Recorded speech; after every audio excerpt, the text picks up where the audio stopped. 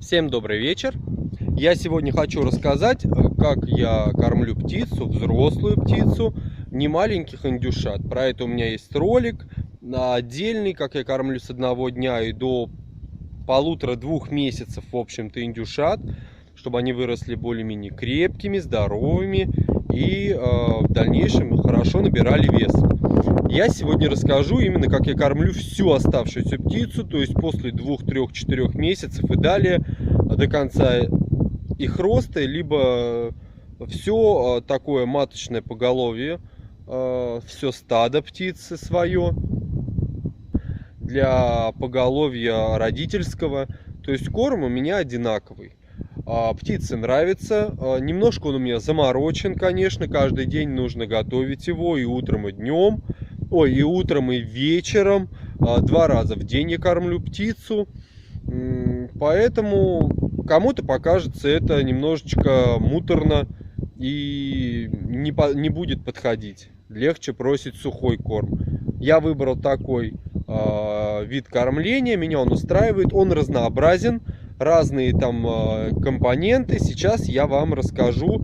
И мы взвесим не только по частям, но и взвесим, сколько чего входит, сколько и какие злаки, зерно и вообще ингредиенты входят в эту мешанку, как я говорю.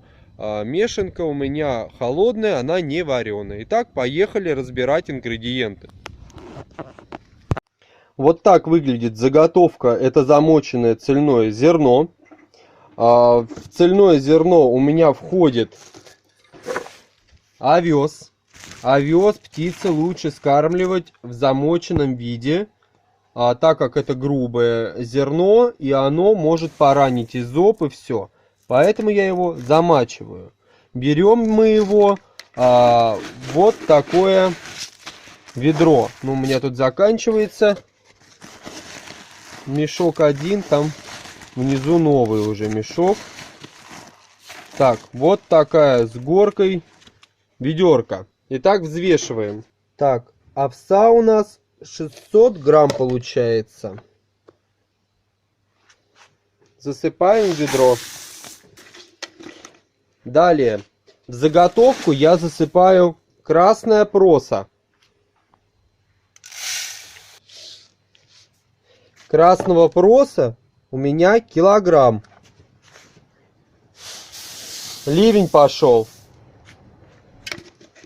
Дальше я засыпаю цельная пшеница. Цельная пшеница ведро. Пшеницы получается тоже килограмм. Засыпаем сверху. Это на замачивание. Дальше в заготовку, куда я засыпал уже проса, я засыпаю дробленую кукурузу. Дробленой кукурузы у меня 900 грамм.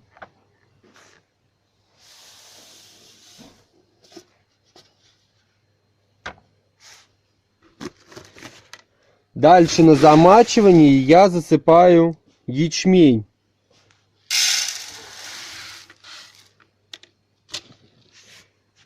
Ячмень у меня тоже килограмм.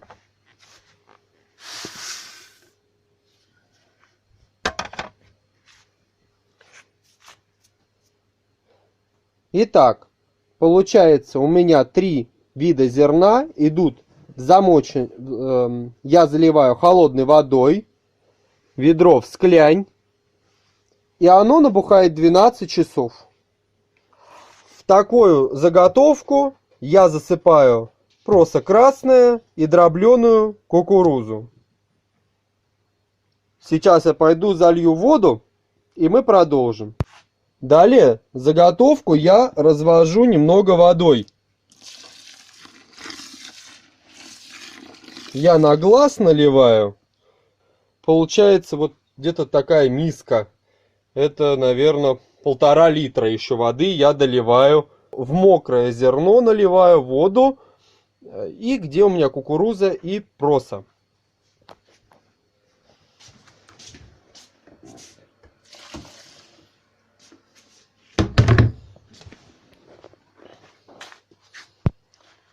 Далее в заготовку я насыпаю, у меня есть такой ингредиент, у меня нет жмыха, у меня нет там еще каких-то таких питательных с маслом ингредиентов, но у меня есть вот такие отходы от попкорна, и я засыпаю вот таких 3 части вот такой крошки. Это получается по 350 грамм. То есть получается у меня килограмм 50, получается килограмм 50 грамм вот такой крошки. Вот такой крошки получается килограмм 50 грамм. Это там с горочкой, вот я чуть добавил. Все. И далее я сюда добавляю отруби. Малявка выползла. Такая прелесть. Вся в бабушку малявка будет. Типа сиамская. Это мама пришла. Помощники такие тут у меня за мешками живут с зерном. И там еще одна такая же трехцветная красавица. Так, отрубей у меня 350 грамм. Вот таких ведерок я засыпаю где-то 6-7 штук. Чаще всего 7. Сейчас я засыплю 7 частей и дальше продолжим. Все, я засыпал отруби. У меня получается где-то по частям именно вот таких ведерок. Где мои ведерки? А вот в отрубях.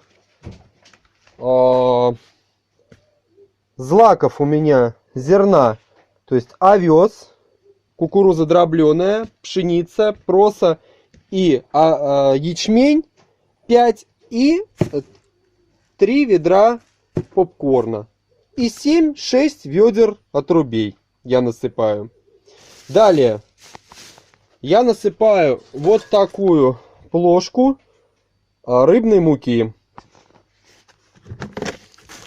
Рыбная мука у меня в ведре здесь всегда стоит. Сейчас мы взвесим, сколько вот такая лоханочка весит. Рыбной муки я где-то вот 440 грамм засыпаю. Иногда бывает я чередую, и утром я засыпаю вот полную, а на вечер я могу насыпать неполную, грамм может 300, 250. Но в основном всегда по одной части я насыпаю. Вот 400, 440, ну 300 грамм рыбной муки. В основном полную часть. И далее я засыпаю и далее я засыпаю ракушки. Ракушки засыпаю полную тоже такую лоханку, как и рыбной муки. Сейчас мы взвесим.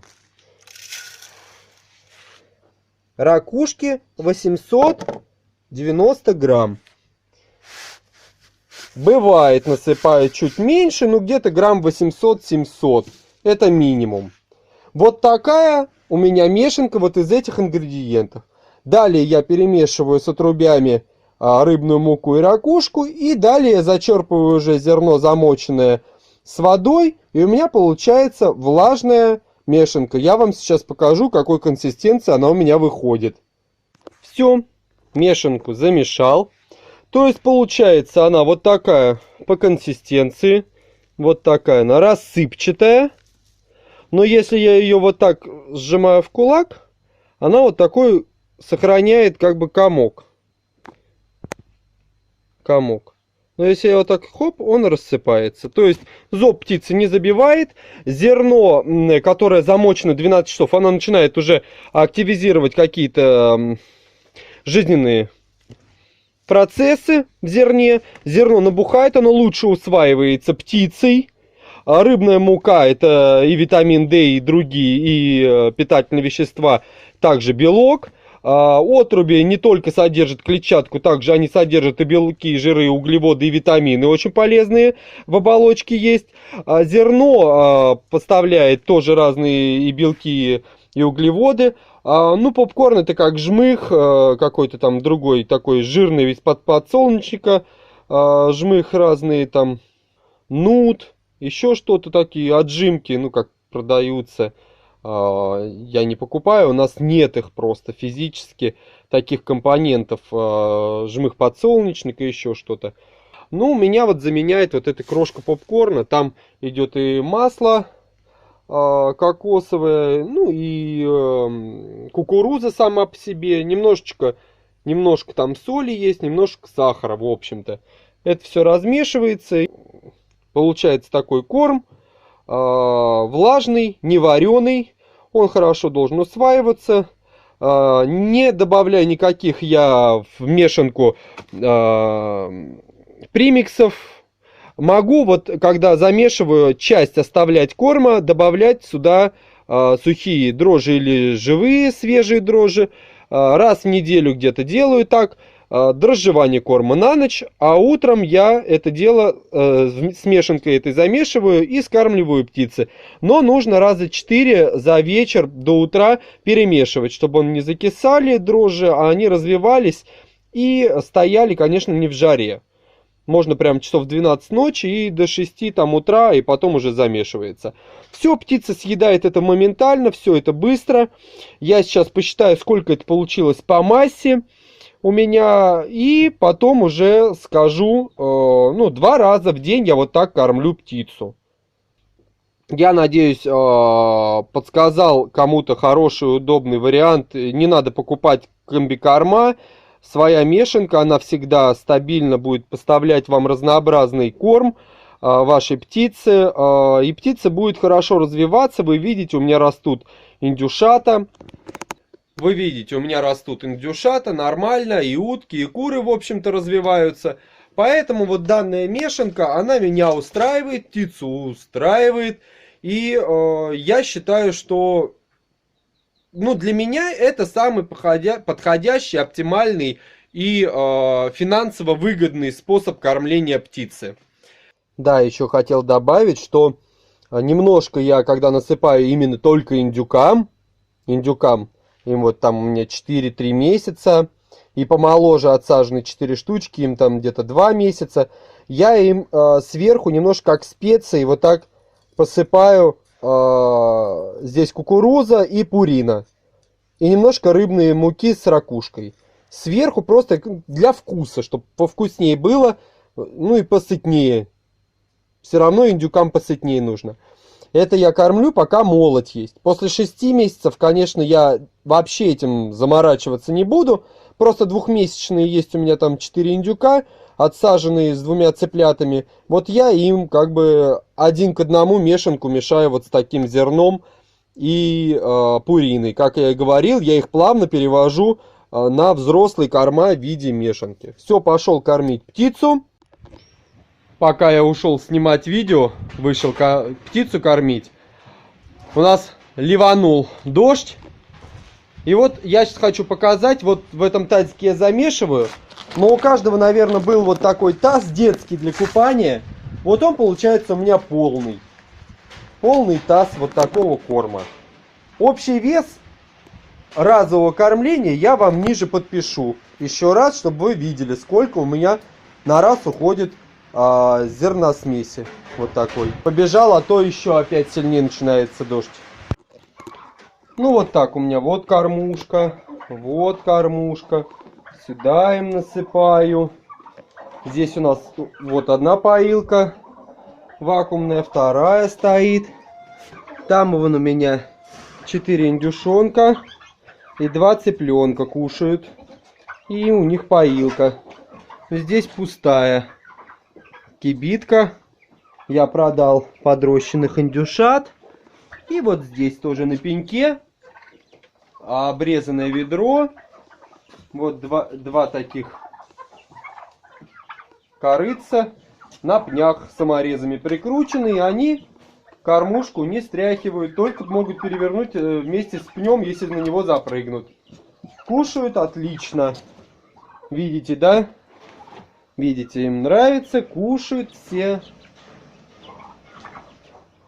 Почему я ставлю много разных кормушек? Потому что если ставить одну-две, то папаня, конечно, их будет гонять. А так он стоит и не знает, на кого нападать. В общем, стоит, а они быстренько-быстренько кушают. Пока можно воспользоваться замешательством главаря банды и покушать вкусную еду. Так я замешиваю 2 раза, повторюсь, в день. Утром и вечером. Получается раз в 12 часов. В 7 часов кормления, в 7 часов кормления. Здесь у меня всегда вот петух этот красавчик такой кушает. Я ему сразу через калитку бросаю пригоршень. И вот так меня утки встречают. Я их кормлю. Сначала насыпаю пол их нормы. Получается почти полтазика, чуть меньше. На улице разбрасываю, вот здесь они подбирают потом потихоньку. А остальное я в кормушке бросаю именно в птичнике. А потом захожу спокойно в птичник, и меня никто не одолевает. И спокойно их там продолжаю кормить через кормушки, пока они тут тусят.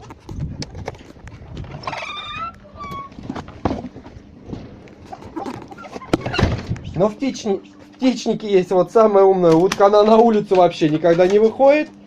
И все время вот так кряхтит-пыхтит. Тут я тоже бросаю им вот здесь на прогалину всегда. Вот здесь, вы видите, они выли. Я вот так им накидываю. Здесь у меня кормушек нет. Но я вот так кидаю здесь. Они выедают с этого пятачка. А здесь уже я накидываю в кормушки. Вон там миска у меня. И вот тут на пятачок, и вот тут на пятачок. Вот так в кормушку.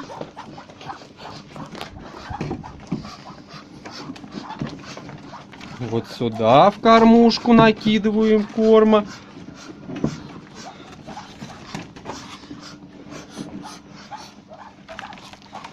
Чтобы они кушали. Все, тут они уже знают. И накидываются на корм. Дальше я прихожу. Следующая точка кормления. Вот здесь насыпаем. И в большую кормушку тоже начинаю засыпать зерно. Вот так я засыпаю на всю длину. Вот так я засыпаю на всю длину кормушки. Они кушают. И в последнее место это я дальше обхожу. И вот здесь у меня миска. Остатки все, вот которые здесь, я высыпаю в эту миску. Все, пустая миска. То есть полная миска, пустой тазик. Кушают.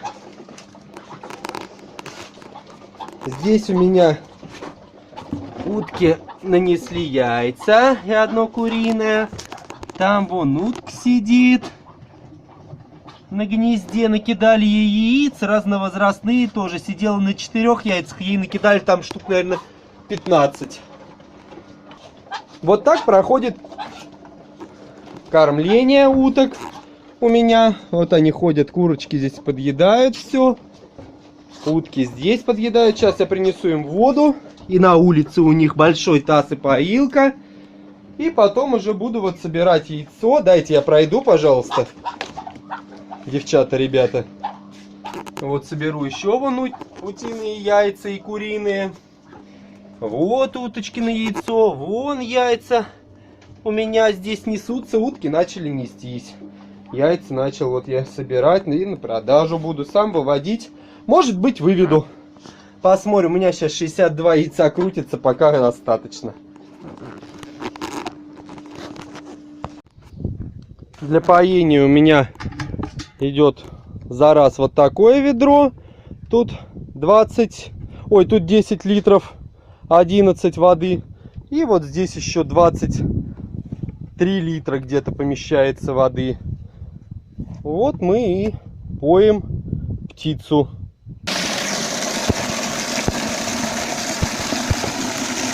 Воду использую скважинную, чистую, всегда прохладная.